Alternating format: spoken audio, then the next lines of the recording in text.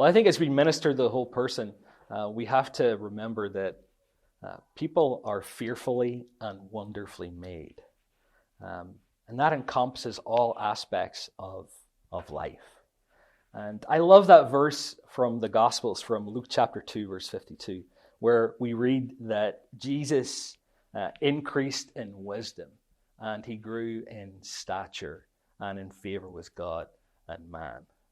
And as we consider that, we can see that Jesus grew holistically. I mean, he grew physically. There was a physical aspect to his development as he grew up, as he, journeyed through adolescence, in his context, and into adulthood.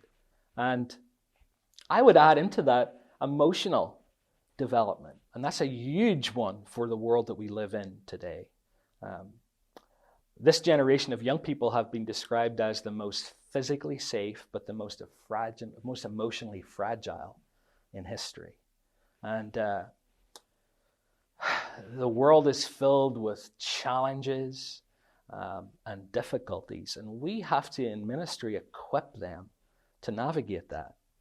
So we have to teach them good coping mechanisms so they can deal with the stress and the anxiety that they're going to encounter. We've got to point them to hope so that they've got a really solid theological foundation to respond to those challenges and those issues.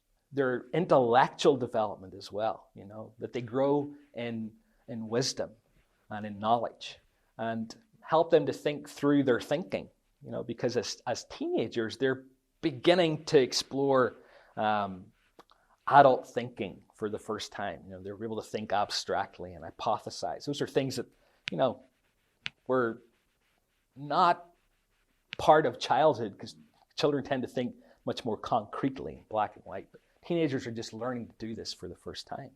I mean, and thinking drives behavior too.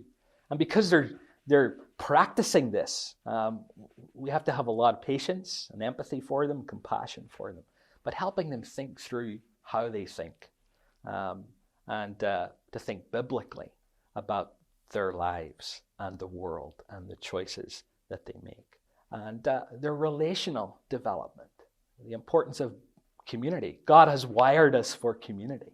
And seeing the significance of our ministries as a place where we can provide a safe environment for them to build really good friendships, really good relationships with peers and with adults who are investing in their lives.